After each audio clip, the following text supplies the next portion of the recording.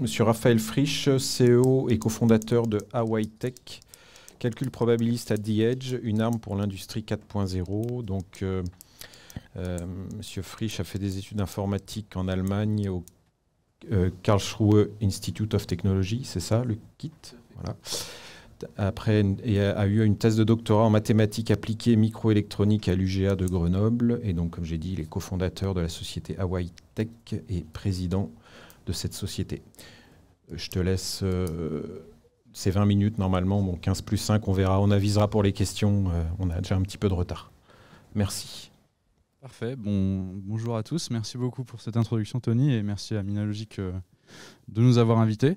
Je suis très heureux aujourd'hui de vous présenter alors, notre vision de l'IA qu'on a à Hawaii Tech et ce qu'on fait un peu plus précisément. Alors, on travaille sur l'IA probabiliste. Je vais peut-être enlever le masque, ça va être mieux pour tout le monde. L'IA probabiliste, c'est quelque chose que vous connaissez peut-être, on l'a un peu entendu tout à l'heure avec les Bayesian Neural Networks. Et bah, nous, on a quand même cette composante at the edge, c'est pour la raison pour laquelle on est tous là aujourd'hui. Et je vais faire un petit focus quand même sur l'industrie 4.0, puisque ça nous intéresse un peu plus. Alors, laissez-moi commencer par vous présenter ici Antoine. Il est au volant de sa voiture, il a les deux mains sur le volant. Son téléphone sonne, il ne peut pas décrocher parce qu'on lui a vendu sa voiture comme une voiture qui ne sait pas conduire toute seule. Bon. De l'autre côté, on a Paul. Lui, si vous regardez plus précisément, il a les mains qui ne sont pas sur le volant. Sa voiture a l'air de se déplacer toute seule. Il peut prendre l'appel sans problème. Bon, vous l'avez bien deviné, ces deux voitures sont assez différentes. Il y en a une, j'ai envie de dire, c'est la voiture de Monsieur Tout-le-Monde. Et il y en a une autre qui elle a pas mal de capteurs. C'est ce qu'on nous vend aujourd'hui comme la voiture autonome. Alors j'aimerais bien juste aller un peu plus loin. On va ouvrir le coffre des deux voitures.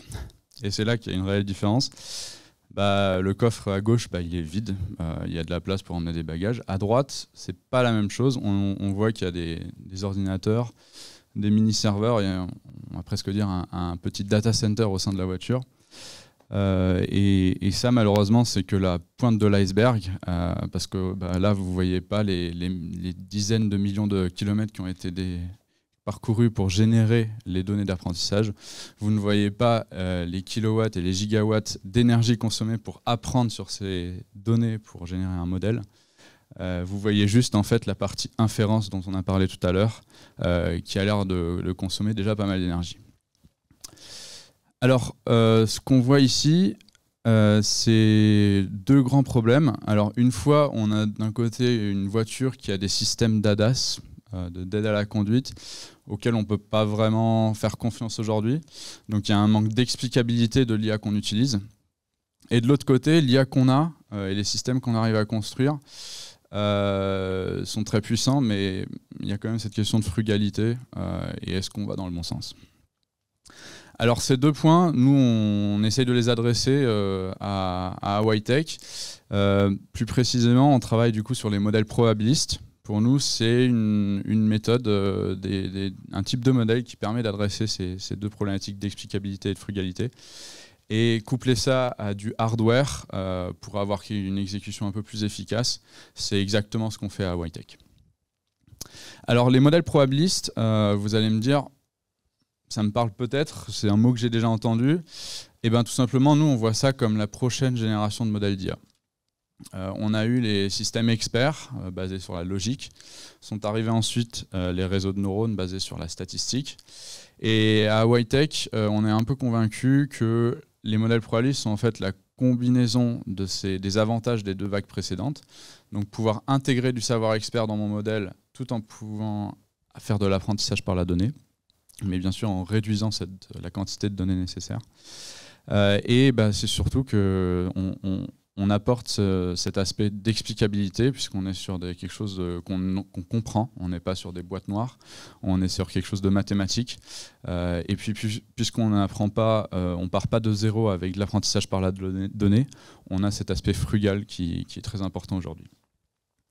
Alors le terme de troisième génération d'IA, c'est un terme qui vient de chez Intel, qui a baptisé le probabilistic computing comme la troisième vague de l'IA. Et puis pour rester aux États-Unis, la DARPA également voit 3 vagues d'IA. Ils ont donc une première vague sur le savoir expert. La deuxième donc plutôt la description, describe. La deuxième vague avec les statistiques, categorize. Et la troisième vague qui voit comme contextual adaptation. Et là, c'est le terme explain qui est utilisé. Donc on est vraiment sur on est à un stade où on a besoin d'une IA explicable, digne de confiance, et qu'on sait tout simplement qui est complètement transparente pour nous. Alors, les modèles probabilistes, c'est quelque chose qui existe aujourd'hui au niveau software, au niveau logiciel. Ce que je vous montre ici, c'est le nombre de langages de programmation probabiliste qui ont été développés. Ce qu'on voit, c'est que les 10 dernières années, il y a eu quand même une forte augmentation. Je vous en cite quelques-uns ici, TensorFlow Probability, Pyro, BeanMachine. Vous les connaissez peut-être pas, mais je suis sûr que vous connaissez les entreprises qui sont derrière, Google, Uber, Facebook. Voilà, ils s'intéressent au langage de programmation probabiliste et on voit qu'il y a quand même un effort significatif là-dessus. Et de plus en plus d'experts se forment au sein de ces entreprises. Ce qu'on voit aussi, c'est que les modèles probabilistes permettent d'adresser tout type d'application. On est dans le monde de la défense, on est dans le monde, j'ai parlé des véhicules autonomes tout à l'heure, donc de l'ADAS. Il y a aussi la logistique, on a parlé de maintenance prédictive. Donc toutes ces applications peuvent être adressées avec les modèles probabilistes. C'est des applications sur lesquelles on a une solution très performante. Cependant, quand il s'agit d'exécuter ces modèles, aujourd'hui, on n'a pas le hardware efficace et optimisé pour exécuter ces modèles. C'est exactement la mission d'AwaiTech, donc c'est de développer des accélérateurs de calcul pour cette IA probabiliste qui est explicable et frugale. Alors, comment on fait exactement? On repense un peu la manière d'organiser le calcul. On s'intéresse aux différentes opérations clés, telles que par exemple le tirage aléatoire de distribution de probabilité. Et puis, on a parlé de mémoire tout à l'heure. C'est quelque chose de très important. On s'intéresse aussi à la représentation, on va dire, intelligente des données pour notamment réduire la consommation en mémoire et donc la consommation en énergie. Alors, où est-ce qu'on va avec cet hardware? On va quelque chose de très pragmatique. On va aller vers là où le besoin d'explicabilité et de frugalité est le plus important, tout simplement le edge. C'est aussi la raison pour laquelle on est là aujourd'hui. Nous, on a une définition très simple du edge. C'est tout ce qui est entre l'IoT en bas de cette pyramide et le cloud en haut. Très simple. Ça va être des applications où vous allez être au sein d'un véhicule, donc dans le monde de l'embarqué. Ça peut être un véhicule, donc une voiture, un avion. Vous pouvez être sur un robot, dans une usine de production ou même dans un hôpital. C'est des applications où du coup vous avez des problématiques de Edge AI. Plus précisément, en fait, vous avez des problèmes de latence, de confidentialité de données ou bien de bande passante. Et donc vous devez traiter, vous voulez en tout cas, traiter ces données localement. Et donc c'est là qu'on voit l'importance d'un hardware assez puissant pour traiter ça localement. Nous, le but, non seulement c'est de développer le hardware, mais aussi d'avoir cette composante nouvelle IA explicable, de la pousser jusqu'au edge, et puis du coup la composante hardware. Alors, qu'est-ce qu'on fait concrètement? Faut un peu parler résultat de toute cette discussion. Aujourd'hui, on a une première architecture de calcul qui tourne sur un FPGA. Alors, pour ceux qui ne connaissent pas le FPGA, c'est un circuit reconfigurable qui permet d'émuler des architectures de calcul. Donc, on a du coup cette architecture qui tourne pour une exécution optimisé. Le but, bien sûr, ça sera d'aller au-delà du FPGA parce qu'avec le passage à l'ASIC, donc à une propre puce, on va pouvoir notamment augmenter les capacités de calcul at the edge, alors pour l'aspect inférence. Mais il y a aussi un point très important qui a été soulevé tout à l'heure, l'aspect learning at the edge. C'est très important aujourd'hui d'avoir cette capacité d'apprentissage at the edge. J'en ai parlé tout à l'heure de la troisième vague de la DARPA avec le Contextual Adaptation. C'est le fait de pouvoir s'adapter à des nouvelles situations. Je change les capteurs sur mon système. Pourquoi je vais devoir réapprendre dans le cloud? Je peux le faire localement. Je dois pouvoir me réadapter à des changements de mon environnement. Et ça sera possible avec le passage à l'ASIC parce qu'on gagne en performance de calcul. Alors nous, ce qu'on vise avec notre solution FPGA, alors pour être plus précis, on utilise des cartes ACAP, c'est donc Adaptive Compute Acceleration Platform. C'est un mix entre un FPGA et une plateforme multiprocesseur, les cartes Versal, comme vous les voyez ici à gauche. Le but pour nous, c'est d'atteindre un facteur x40 en termes d'efficacité énergétique. Et puis, comme je l'ai dit, avec le passage en technologie ASIC à une propre puce, on gagne encore un ordre de grandeur. Et c'est cet ordre de grandeur-là qui va nous permettre de rajouter ces capacités d'apprentissage. Alors, on est peut-être trop optimiste, mais dans notre équipe, on est assez réaliste. C'était dessiné sur un des graphes tout à l'heure, c'était 2030 ou au-delà, l'apprentissage at the edge. Nous, on le vise pour 2026. Alors, j'ai dit que j'allais un peu parler quand même d'industrie 4.0. Je voulais faire un focus là-dessus parce que c'est un des secteurs qu'on regarde de plus près. L'industrie 4.0 et le smart manufacturing m'évoquent trois termes. Le contrôle de procédé. Je vais vouloir comprendre un peu mieux comment je produis mon process de fabrication. Je vais pouvoir l'optimiser. La maintenance prédictive qui a déjà été évoquée ce matin. Et puis la logistique, la supply chain, alors au niveau global mais aussi au niveau local. Toutes ces trois applications ont un but, c'est d'augmenter la productivité de mon usine, notamment aussi par la qualité des pièces produites. On a parlé d'énergie avec Denis, on a quand même cette volonté de réduire notre empreinte carbone. Réduire aussi, si on augmente la qualité, on réduit les pièces que je vais devoir jeter. Et puis avec l'aspect maintenance prédictive, on a quand même cet aspect de pouvoir prédire les pannes. Et donc là, j'ai quand même une forte volonté de tout simplement plus avoir de pannes non prédites. Pardon. Alors, ces trois applications ont une chose en commun et avec les modèles probabilistes, on va pouvoir les adresser. On va pouvoir intégrer du savoir expert. Alors pourquoi du savoir expert? Tout simplement, le fabricant d'un certain produit, il est le meilleur expert sur le process de fabrication. Ce savoir expert, je vais pouvoir l'intégrer dans mon modèle.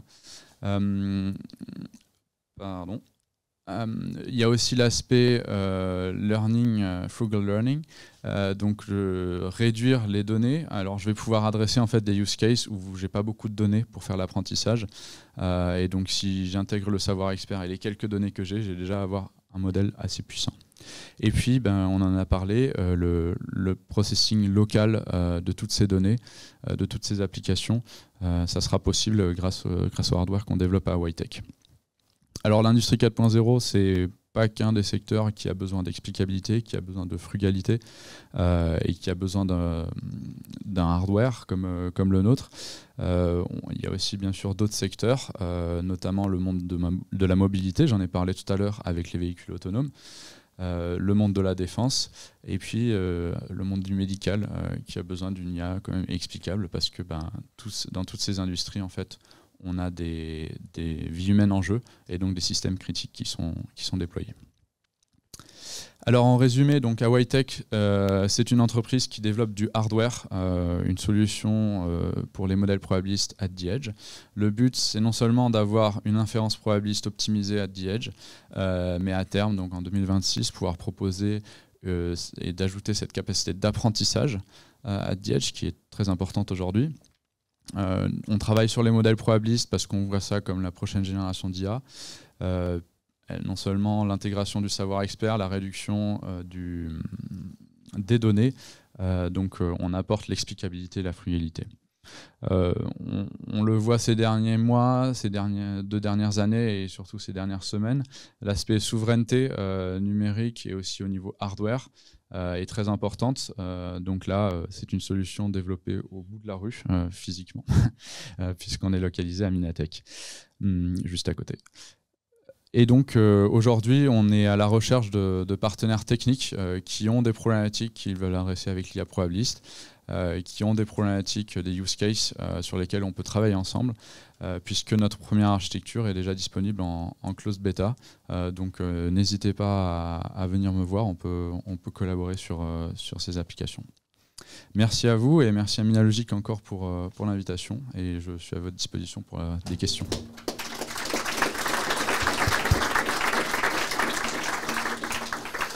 Merci Raphaël. Donc on peut s'accorder 1 ou 2 questions. Je pense que dans le coin là-bas. Ouais. Pardon.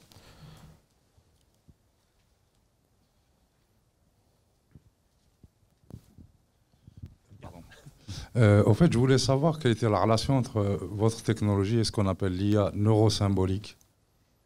C'est-à-dire neurosymbolique L'IA neurosymbolique, c'est celle qui mélange en fait l'IA symbolique avec l'IA tout court.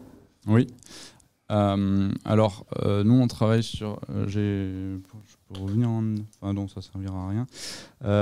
Nous, on travaille sur les modèles probabilistes. Donc, c'est toute la théorie... En fait, plus précisément, les modèles bayésiens. Donc, c'est toute la théorie bayésienne, donc les distributions de toute la théorie des probabilités qui est derrière. Et donc, bien sûr, c'est comme l'IA neurosymbolique. C'est très proche en fait. On va combiner du coup ces 2 avantages, mais il y a tout ce savoir, on va dire ce bagage mathématique derrière qui est là et qui permet du coup d'avoir ce raisonnement rationnel en fait. Il y a Jean-René là. Après. Je peux parler fort peut-être. En fait, on enregistre les sessions, donc c'est mieux de parler dans le micro, je pense.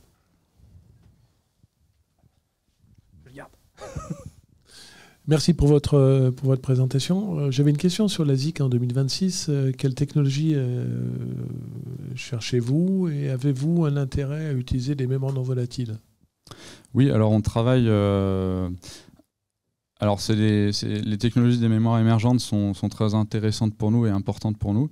On travaille notamment étroitement avec le C2N à Paris, à Saclay. Et aussi avec l'équipe d'Elisa Vianello voilà, au C2A, CEA, pardon. Donc on regarde ça de très près. C'est des technologies qui sont, on va dire, émergentes, qui sont peut-être pas encore assez matures, mais qui seront intégrées à terme dans nos circuits. Alors peut-être pas pour la V1, mais pour la V2. Voilà, alors je l'espère. Et là, du coup, on pourra notamment le in-memory computing, c'est quelque chose qui est très important pour nous.